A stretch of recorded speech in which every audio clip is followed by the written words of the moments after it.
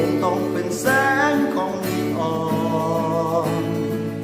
ที่แผ่เงาสะท้อนในบางตอนนั้นจางไปคงเป็นขอบฟ้าที่กว้างไปที่ทำให้เราต้องกลายเป็นอย่างนี้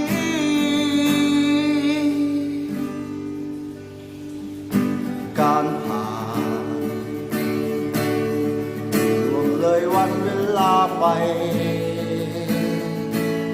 ล่วงโรยซึ่งความไม่เข้าใจมากมาย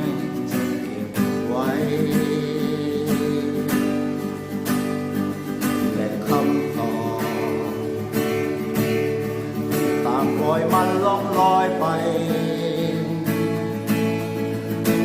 ให้ความชัดเจนของความสัมพันธ์ของเราเลือนลาง